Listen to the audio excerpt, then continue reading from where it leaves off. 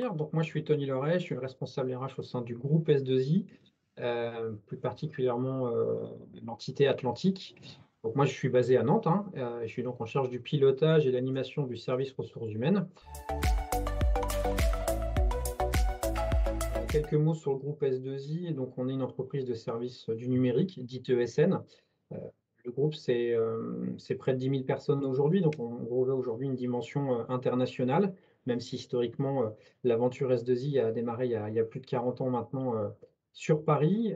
Notre mission, elle est très clairement de faire évoluer les systèmes d'information de nos clients, contribuer à la conception et au développement des futurs produits ou services de nos clients qui sont plutôt pour un grand pan de partie de notre activité dans le secteur industriel et l'autre pan la partie dite tertiaire. Donc en quelques mots, IDP, c'est Invest in Digital People, c'est un programme de retour à l'emploi par la filière du numérique. Historiquement, c'est un dispositif qui a fait ses preuves en fait à Lille, hein, très clairement dans les Hauts-de-France, qui a fêté sa 5e année en 2020, si je ne dis pas de bêtises, et qui a permis en l'espace de 4 ans, pardon, qui a permis un retour à l'emploi de près de 350 personnes. Donc c'est vraiment un dispositif qui fonctionne très bien aujourd'hui et qu'on s'est réapproprié en 2020 et qu'on a transposé à la sauce Atlantique, Loire-Atlantique. Et donc très clairement, ce sont des entreprises de la région qui, comme S2I, ont des problématiques de recrutement, des difficultés à attirer certains profils dans la filière. Et donc ça, face à ce constat, un collectif, entre guillemets, est né, un collectif de SN, dont S2I, Niji, Delaware, mais aussi des DSI nantaises, comme GIE Iris, la DSI de Système U, et RAM, en partenariat avec Pôle emploi et aussi l'association des décideurs du numérique, ADN. On a décidé de se mettre autour de la table et finalement de partager nos problématiques et de faire en sorte que chaque acteur soit vraiment partie prenante.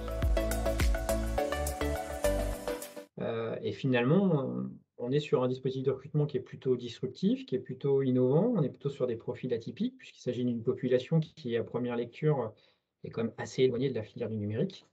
Mais oui, encore une fois, l'idée, c'est de donner la possibilité effectivement à des gens qui n'ont peut-être pas un parcours pleinement linéaire, qui n'ont pas forcément fait de grandes études du groupe 1, groupe 2 ou autre, de pouvoir effectivement intégrer une structure comme la nôtre et d'œuvrer effectivement sur la filière du numérique. Tout m'a plu dans cette démarche en fait. Je crois qu'objectivement, c'est avant tout la philosophie du dispositif, l'aventure humaine aussi, parce que je fais partie d'un petit collectif. On n'a pas d'ambition personnelle en fait derrière. Encore une fois, on est plutôt en best effort sur ce sujet-là, notamment en 2020-2022. Ça repose avant tout sur les hommes et les femmes qui constituent le comité de pilotage. Alors oui, bien évidemment, et c'est vrai, ça vient servir nos objectifs de recrutement, mais c'est sans commune mesure. Cette année, pour 2021, moi j'ai le plaisir d'accueillir Ahmed. On a recruté effectivement un apprenant sur la filière Java. Bon, chaque année, je recrute plus de 80, voire 90 personnes sur Atlantique. Donc, objectivement, ce n'est pas le dispositif IDP qui va me permettre de remplir, entre guillemets, 50% de mon objectif. Mais pour autant, c'est une manière vraiment, encore une fois, disruptive, innovante. On fait un peu un petit contre-pied, entre guillemets,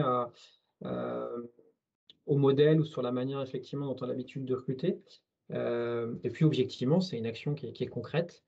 Ahmed est chez nous depuis plusieurs semaines. Il a été à l'ENI, il a passé effectivement toutes les étapes. Alors, je cite Ahmed parce que, bien évidemment, il a rejoint S2I, mais il y en a 14 autres qui ont rejoint d'autres structures comme Accenture, comme Niji, comme Delaware, pour ne citer que cela. Donc, c'est une action qui est concrète, qui est sociétale, qui répond à la philosophie et qui, par conviction personnelle, ça fait aussi fortement écho chez moi. Déjà, ça passe avant tout par un recensement finalement des besoins. Donc là, on s'appuie vraiment sur le marché local, charge au COPIL, on s'appuie notamment sur Pôle emploi. Et je tiens vraiment à saluer le travail fait par les équipes de Pôle emploi et notamment Caroline Jousset. On recense finalement toutes les entreprises susceptibles effectivement d'avoir des besoins en recrutement sur la filière numérique. On recense finalement effectivement les besoins et on se dit objectivement à partir du moment où on a potentiellement entre 10 et 15 ans, une douzaine d'entreprises qui se disent bah, moi votre dispositif m'intéresse, je suis prêt à investir du temps sur un plan de montée en compétences. J'ai bien compris que j'allais finalement recruter un profil dit junior, qui allait être formé au préalable par une structure plutôt nantaise. Cette année, c'est l'ENI, charge au comité de pilotage et notamment Pôle emploi de réaliser une campagne. Donc, on fait des réunions d'information avec les demandeurs d'emploi. Ils sont ciblés, ils sont informés qu'il y a un dispositif qui se monte.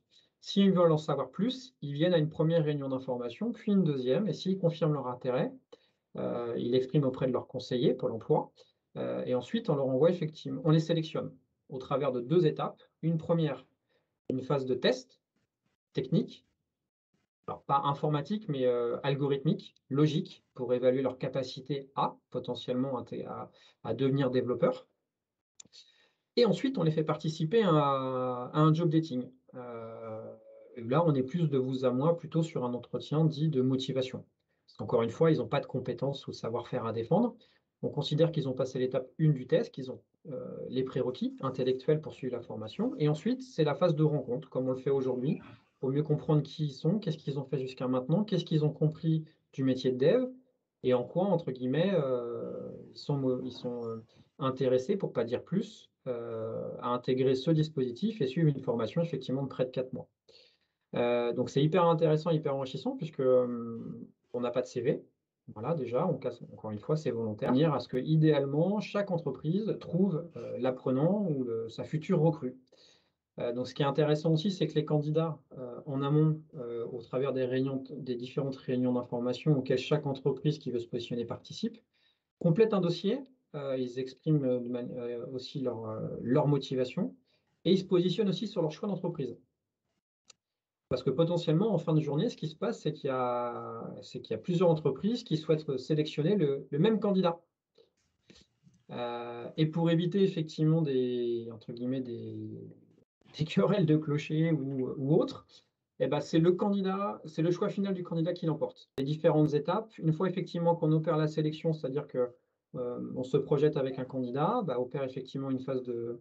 Ensuite, on bascule un petit peu dans la dimension entreprise. Typiquement, moi, j'ai repris contact avec Ahmed pour m'assurer effectivement de. J'ai ressenti le besoin de le revoir, et lui aussi, pour aller un peu plus en profondeur. Parce que globalement, job dating, on est sur 15-20 minutes par candidat. Donc c'est quand même assez court. On se revoit, on rééchange, on confirme notre intérêt, on parle un peu plus d'S2I, je m'intéresse un peu plus à Ahmed pour mieux comprendre où est-ce qu'il en est, etc. On parle des conditions d'engagement, on se met d'accord pour se dire qu'on va travailler ensemble, on acte l'engagement, c'est-à-dire que moi j'ai fait une proposition effectivement d'engagement à Ahmed avant même qu'il parte en formation. Il a signé son contrat de travail avant de partir, et ensuite il s'engage via la convention effectivement de formation avec l'ENI et Pôle emploi. Et donc pendant tout le temps de la formation, moi je suis en contact bien évidemment avec l'équipe pédagogique, en tant que futur employeur, et aussi également de par ma casquette IDP. Et je suis en contact aussi avec Ahmed pour savoir comment il prend ses marques, comment il avance, est-ce qu'il y a des difficultés, si oui, lesquelles, etc. Je le suis jusqu'à temps effectivement qu'il termine la formation, comme c'était le cas début septembre, si je ne dis pas de bêtises. Et puis ensuite, bah, bien évidemment, on prépare son arrivée chez nous en tant que nouveau collaborateur, avec son intégration en tant que tel, son plan de montée en compétences. Et aujourd'hui, Ahmed est salarié S2I depuis le 13 septembre, ça fait tout juste 3 semaines. L'ENI s'est effectivement prêté au jeu, puisque chaque année, on sélectionne un organisme de formation sur la région nantaise pour justement assurer la montée en compétences. Donc cette année, c'est l'ENI effectivement qui s'est vu confier cette promo Java. Bon, c'est pas le fruit du hasard non plus, hein. L'ENI est un acteur incontournable sur la région. Le savoir-faire est reconnu. C'est un partenaire de confiance que moi j'ai pu expérimenter au travers de mes différentes expériences, et elle est membre du COPIL aussi. Donc c'est ce qui avait aussi motivé notre choix, le contenu pédagogique, l'équipe pédagogique. Il y a eu plusieurs échanges avec Baptiste, avec Bruno, avec Estelle. Donc ça, c'était hyper important. Au-delà effectivement du dispositif et du contenu, on cherche aussi un organisme euh, qui adhère pleinement à la philosophie. Encore une fois, il ne s'agit pas de former pour former ou recruter pour recruter. Donc, c'est ce qui nous avait vraiment plu aussi avec l'ENI, et on a bien fait de choisir l'ENI aussi pour ces raisons-là. Moi, de ce que je peux dire d'un point de vue entreprise et aussi avec ma casquette copil, c'est on est très satisfait des échanges. du contenu, de l'accompagnement. Moi, j'ai pu y avoir des retours sur la montée en compétences d'Ahmed, spontanément, des débriefs de la part de l'équipe pédagogique. Quand on a eu besoin de faire des points spécifiques, des petits checkpoints, encore une fois, c'est 4 mois de formation, donc ça va très vite.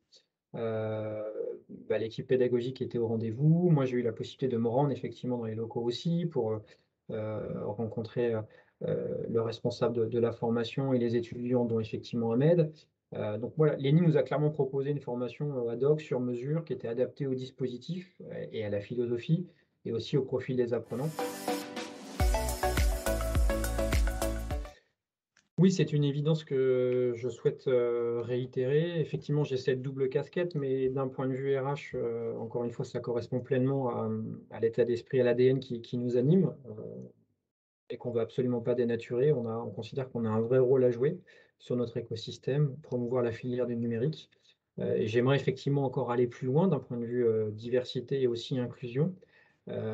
Pourquoi pas effectivement aller s'adresser effectivement à des populations qui sont encore peut-être plus éloignées que celles de Ahmed ou Jean-Michel. Donc oui, on va effectivement renouveler ce type de partenariat.